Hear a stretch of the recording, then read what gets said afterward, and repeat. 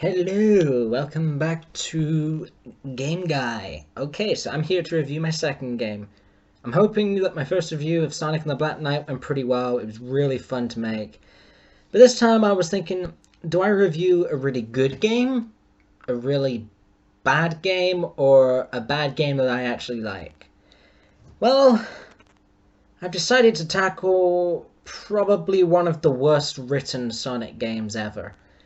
The writing was far from great, and they kind of managed to ruin every single character in this game. So I mean, that's actually quite an impressive feat. can't lie. But yeah, so of course I'm talking about the one and only Sonic Forces. Yeah, this is a Sonic Forces video. If you want it, the Black Knight video's over on my channel if you want to watch that instead. Next one's going to be something better. So, right there. Yep, this is a Forces episode. Okay. Sonic Forces. Where do we begin with this mess? They don't make game guides anymore in there, which is really annoying. But hey, let's read the back of the box. Join the uprising. The evil Dr. Eggman has taken control of the world. Now you must defeat iconic old villains and fight a powerful new enemy to reclaim the world in this epic new adventure. Epic is an overstatement. Fight back as modern and the shoehorned in classic Sonic. Create your custom hero and fight with overpowerful gadgets. Uncover secrets playing as Shadow. Internet connection and free download required. Why do I not free download? I haven't played episode Shadow because I don't know why it didn't work. I watched a playthrough of episode Shadow and I'm not missing much because episode Shadow absolutely butchers the main villain of this game. It's to such a poor extent. Okay, here's what's gonna happen. So I'm gonna open a notepad on my laptop to jot down every single character that I want to discuss. So obviously we need to discuss Sonic, right? He's the main character. And then we need to discuss classic Sonic and why the hell we brought him back. What for? Like, what's the point? Generations was good. Why you gotta ruin classic Sonic? Then we have to discuss the absolute travesty of Tails the Fox. Then we'll briefly discuss Knuckles the stupid echidna. Amy, alright, we'll touch on Amy briefly, she's pretty useless too. Infinite's gonna need like a whole 5-minute segment, because Infinite, there's a lot going on there. Eggers, got Eggman in there. I'll give Silver a brief shout because he's absolutely useless again. Shadow, and then let's discuss Zavok, Metal, Chaos, and Shadow Clone, the four kind of returning villains, if you can call half of them that. And then let's talk about the quote Death Egg Robot. Quote, not my Death Egg Robot. And then we'll talk about the music, because the music's pretty good, I'll give it that. Okay, let's get started. First of all, Sonic.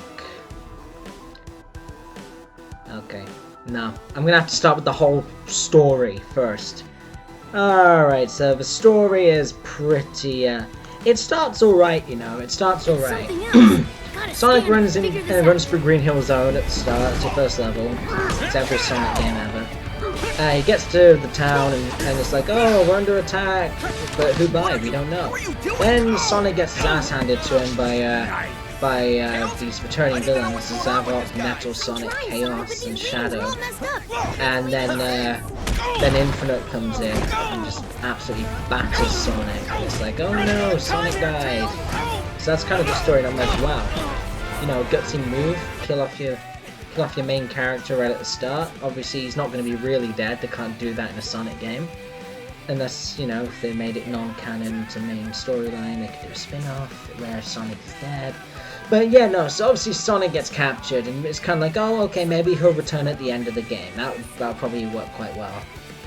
But, Yes, so Sonic gets captured, and that kind of sets everyone into falling apart. So you go to this war room where all the other characters are there, and so they're all just chatting about how Eggman's taken over the world. Like it's just 100% Eggman territory now, which is like, oh cool, dystopian future kind of thing. You know, war, future war. This isn't done in movies. This is usually good. I can get into this.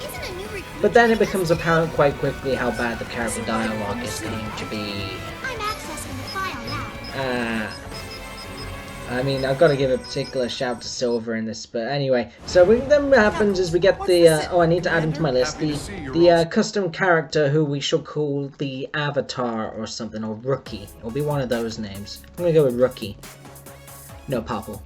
Okay, so Rookie enters. He's just some random OC that you get to create. So that's kind of cool, you know. That's kind of a fun aspect of it. It's probably the best aspect of this game, to be honest. But yeah, so you create this custom character. You create what type of animal he's going to be. Gives him different powers. Design him. Acquire a Wispon, which is like some OP Wisp-based weaponry. I think you start with the fire one, which is a little much. Like, it's very overpowered. Like, most of the Wispons are overpowered, to be honest. So he plays as Rookie, and it's like, oh, let's go take back the world from Eggman, because we have Rookie now. So then they decide to go and try and save Sonic from the Death Egg prison. And that's alright. There's this funny comment where one of the characters says something about how they've been torturing Sonic for weeks, and then you get to Sonic and he's just his completely normal self, just cracking jokes, and it's like, bruh, has he really been tortured for weeks? He does not seem like it. So you get to the Death Egg, you play as Sonic, and you get him back like straight away, so it's like, oh, what was the point of having him killed off, seemingly. And then you fight Zavok on a giant bee. Not the bee! And then, you know, that happens. You escape the Death Egg the Death Star. You escape the Death Egg. You go back to the main world. And then, next thing you know, oh, fight with Infinite. Okay, this guy's pretty cool. Because Infinite's got, like, these reality warping powers and everything, so that's quite cool. But we don't really know his motive, he's just working with Eggman. We never really learn his motive, he just does everything Eggman tells him to. Then at some point there's a fight with Metal Sonic. Then there's actually a really fun boss fight with Dr. Eggman that's kind of like... It begins like Green Hill Zone boss fight, where he has like the wrecking ball at the bottom of his little flying egg carrier. And then it kind of evolves into Egg Dragoon boss fight, which is actually quite cool, you know. That's actually probably one of the best levels in the game. Then the Rookie ends up fighting Infinite, and it's like, oh, the Rookie has PTSD because Infinite's like slaughtered his whole town or something. So then you fight the Rookie, you fight as the Rookie against Infinite, and then you fight as the Rookie and Sonic against Infinite. Infinite, like, loses in like a really underwhelming way. Eggman kind of like... Wait, I can still fight. Power offs Infinite, like just turns him off and takes his energy. Eggman's hatched up some sort of crazy plan about using the Phantom Ruby that gives these reality warping powers to make it reality that the sun is going to fall on you all, and it's like, Eggman, wouldn't that affect you?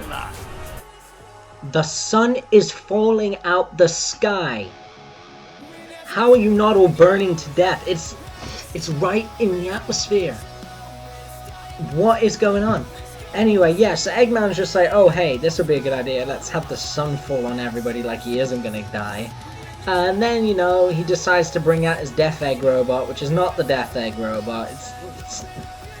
Death Egg robot is the one from Sonic 2. The others are just not Death Egg robots. So yeah, he brings out his Death Egg robot. Phase 1's kind of near. It's classic Sonic. It's not too bad. Phase 2 with the Rookie's just like really annoying because like if you die, like you have to go back straight to the very beginning again. But like, and then Phase 3 is basically just the Mega Wisp from Sonic Colors, but not fun. So you know, but really easy. So, you know, there you go. So, and then, you know, you defeat Eggman, you just kind of destroy the Phantom Ruby. There's some sort of side plot with the Rookie having his own Phantom Ruby that he can then use to kind of restore reality. Eggman's defeated, Infinite's gone, everything's back to normal, Tails says a bunch of cringy dialogue. The Rookie decides to go off in his own way, and that's it. That was painful. When I first played it, I thought it was quite fun, because, like, I hadn't really played many other Sonic games, so, like, I didn't realize how much they'd butchered the characters. But, yeah, no, looking back on it, it's not great. It's good if you just don't think about it, and it's not bad to speedrun. I mean, I say speedrun, I'm not a speedrunner. Like, for me, by speedrun, I mean I beat the game in 3 hours, which is okay-ish. But, like, that was with watching all the cutscenes as well. I could have saved like half an hour there. Anyway, so let's talk about the characters. So Sonic, I discussed earlier that Sonic kind of, you know, they said he was tortured for weeks in prison, and then he comes out and he's just his usual self, and that's kind of weird. Not gonna lie, it's just Let's see you try something now that I'm free. Continuity moment. Alright, let's talk about classic Sonic. So, in the absence of Sonic, Tails, being the whiny little coward, cries out for Sonic's help in what is probably one of like the worst moments for his arc. And then for some reason, classic Sonic portals in. It's not even like regular Sonic's dead, because like Tails kind of justifies it as, oh, classic Sonic's here because regular Sonic isn't, there has to be a Sonic. But real Sonic's still alive, so like, well, why is classic Sonic here? What are you doing? I get they were probably just trying to copy how well Generations was received for having its mix of modern and classic. But classic Sonic is not necessary in this game, absolutely not. Awful move. Speaking of Tails, this game, honestly, out of every character, it disservices Tails the most. So, first of all, Tails has some truly horrible dialogue.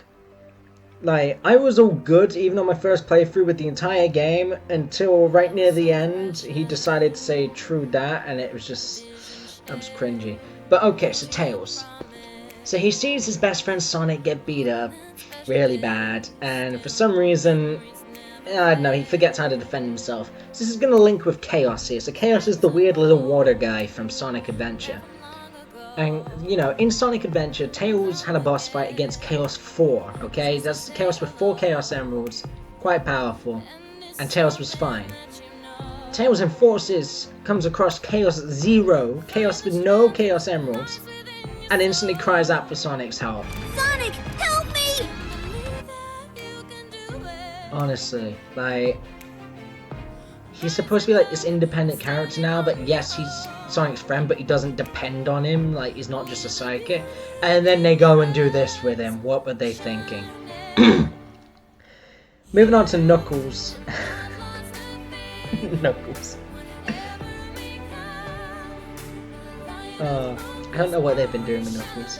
You know, Knuckles used to be cool, like, you know, Attitude Era, you know, Sonic Adventure, Sonic Adventure 2. Sonic Boom came along, and that's not really main line, but they kind of went down the whole let's have Knuckles be the dumb brute. And then Forces just said let's just have him be dumb. Like, not even strong, let's just have him be dumb.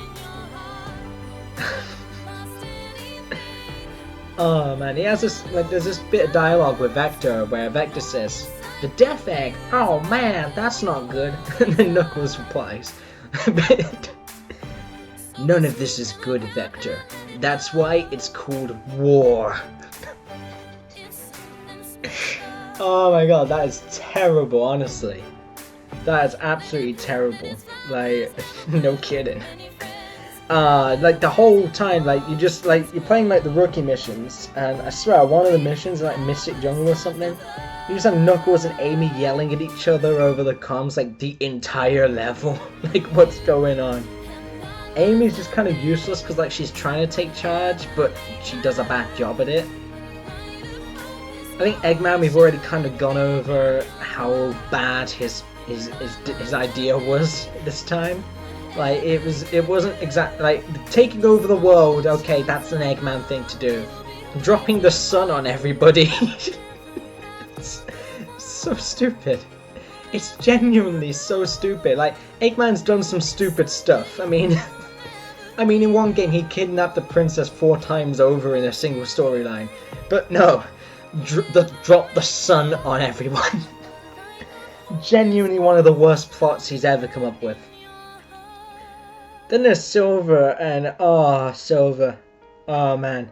Silver's never really had a chance to take off. You know, he debuted in Sonic 06, which was very, It's no use! It didn't go well critically, because, like... It's no use! It was Sonic 06. But, you know, at least some people might say, oh, Silver's story was good, and his gameplay was alright, Telekinesis was pretty fun. It's no use! But then the whole point of his character in 06 was that he was like, he was this really big pessimist, because he came from the future where his world was destroyed because of Sonic the Iblis Trigger. Not that Sonic was the Iblis Trigger, that's just what Mephiles convinced him he was. So Silver's like this, he's like this solidified pessimist in 06. And then he gets to Forces and he just says, I'm an optimist, but I'm also a realist. Sonic is gone. What do you mean, Silver? You're not an when you've never been an optimist. What are you talking about? It's like, oh my god. But then, you know, kudos to Silver, he goes out and he's actually the only one who leaves the war room and tries to fight Infinite, so fair enough.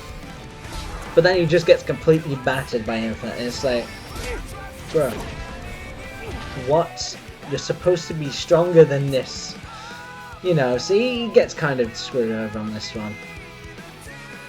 And we've got oh boy.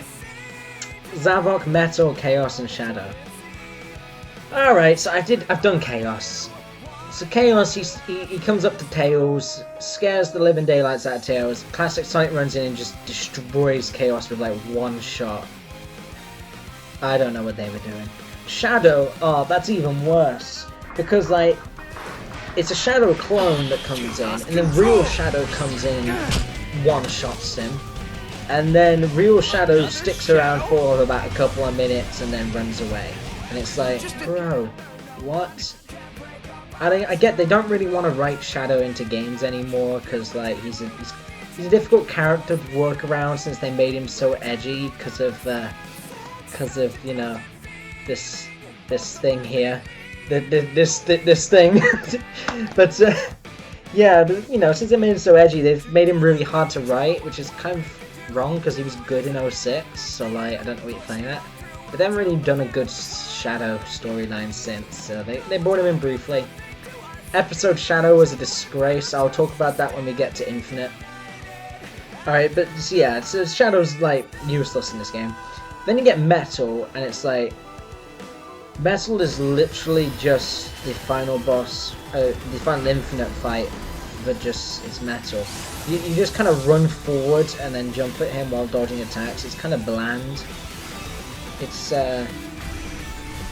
kind of like they took some cues from that Sonic Dash mobile game. That's kind of where they went here. So that's when they're taking ideas from a mobile game, that's not exactly a good sign. And then there's Zavok. Okay, I mentioned him briefly. Zavok is actually like, out of the 4, they've probably done him the most justice, which is weird because he's not that great.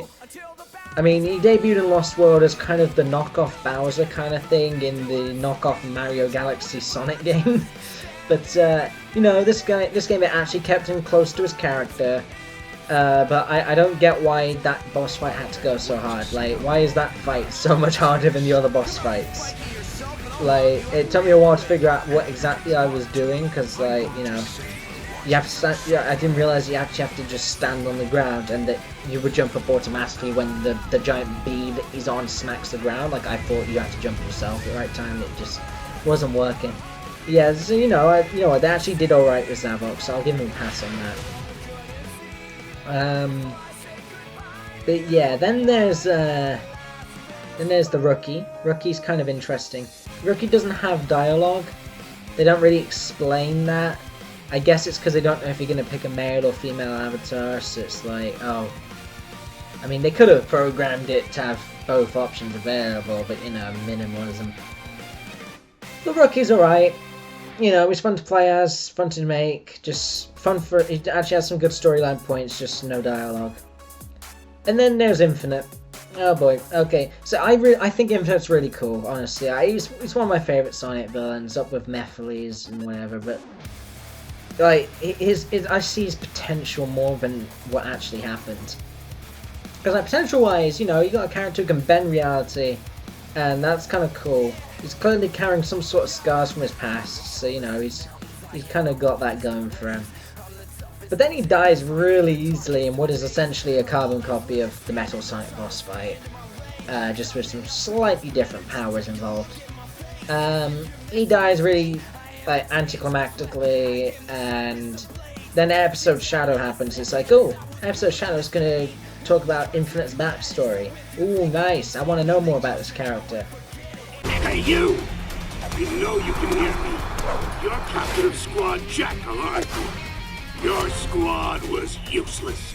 Go clean up their mess already! Yeah, I got it. You destroyed my squad. I'll show you why they call me the ultimate mercenary. Take this! What?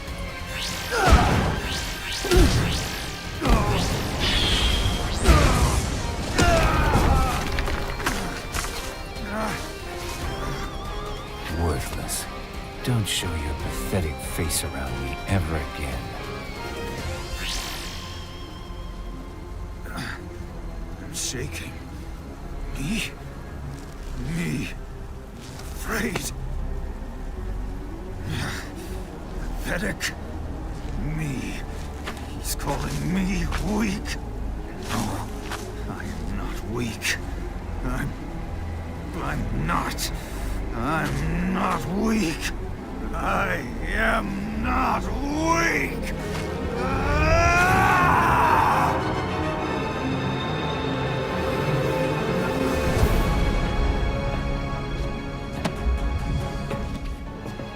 That day, I gave up my own unsightly face. And I let go of the old me, the one that was so weak, so that I could become stronger. And then, at last, I obtained the power to make all yield to my will. I was reborn! Weak? I'm not weak. Oh my god. So basically, the backstory is that Shadow ends up like beating up the entirety of the what was his Infinite Jaguar? Jackal, that's it. So he defeats the whole Jackal squad, and then Shadow faces off with regular Infinite before he becomes Infinite. He's just a regular Jackal. And yeah, Shadow beats him really easily. Like, it's not even a playable boss fight, it's just a cutscene. Infinite gets really mad, like he gets full on triggered that Shadow called him weak. So Infinite goes back to Eggman's base, takes the Phantom Ruby, and, well, becomes Infinite. So he starts Jackal and hiding behind that mask. So yeah, so Infinite kind of, his backstory's not great. It's not great. You know, that was a big disservice. I actually think I'd be happier not having watched the Episode Shadow playthrough, because at least I wouldn't know how badly they messed up with Infinite. I kind of hoped they were going to bring him back in Forces. There was a lot of like Phantom Ruby looking stuff going on, you know, so maybe they could have retconned him the way they kind of fixed Tails in Frontiers, and they kind of addressed how bad he was. But anyway, enough about the bad stuff, let's go on to the good stuff, the music. Now, the regular soundtrack's kind of okay, but it's the lyrical soundtrack that's good. You kind of got three main lyrical songs. You got Fist Bump by Douglas Robb of Hoobastank, who I actually saw live at Disney in 2022 summer. It was quite cool. They've got a few good songs, actually. Infinite, which I believe was Tyler Smith, who also did a song in Frontiers called Find Your Flame. Infinite was a good theme. Good, nice to actually have a villain theme as well. They were trying to do like a similar thing to when they did Dreams of an Absolution for Silver, which went down quite well. So they thought, hey, let's make a villain theme for Infinite. It's quite cool. then there's Light of Hope, which plays at the end of the game, which is honestly more emotional than the game deserves, to be honest, because the game doesn't warrant that level of song in it to the conclusion. It doesn't warrant it at all. Absence of Crush 40, so minus point for that. But yeah, you know, overall, soundtrack outdoes the game. The game has a few good elements, like, you know, it starts off looking promising. There's some good basics of characters like Rookie and Infinite. The idea of bringing old villains back was good, but then the game just, it fell flat. It fell so flat. Like, genuinely, it was so annoying because at the time I thought it was great, but once I played the other games, I realized just how badly they'd done. I still play it sometimes if I want to play through a quick Sonic game in like a couple of hours, but wow. Sonic Forces. Garbage! Wow. More like Sonic forces you to suffer through this bad writing for 3 hours. Alright then, well, I think I'm done on that one. It's, travesty. Absolute travesty. Like, genuinely, Sonic 06 is better than this. The only issue Sonic 06 really has is, like, a third of the story and then gameplay. The issue this has is most of the story and a good amount of gameplay, so, you know. So I'm gonna give that on a Sonic scale. I know I gave Black Knight like 7 out of 10 stars. I'm gonna change that to chili dogs now because Sonic theme, or gold rings, 7 gold rings. That's gonna make 7 rings quite fun to do. Okay, I'm gonna give this like 3 gold rings out of 10 because, you know, it's playable. That's the one thing. At least it's not broken like 06 because 06 is so broken. But yeah, it's playable. It has some good moments, and at least with the script this bad, you don't have to sit through it for too long. Because like, if this was like a like RPG length, like if it was like a like 17-hour game of this writing, I think some of us would genuinely have to give up on it. But you know, it's not the worst thing in the world. So 3 out of 10 gold rings from me. Well, that covers that. So we'll see what comes up next. Let's see what I do on my next review. It's probably gonna be another Sonic one. I've got a game on my armchair right now that I think I'm gonna record the next review right now.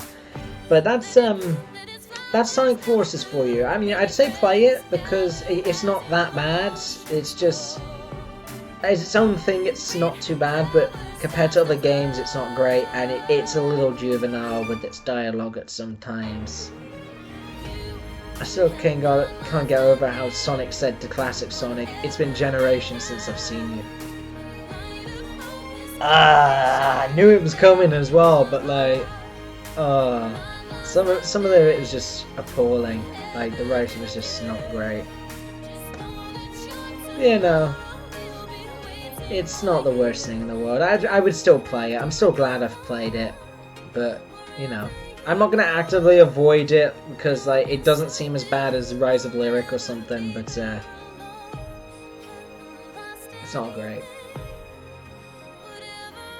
It's not great.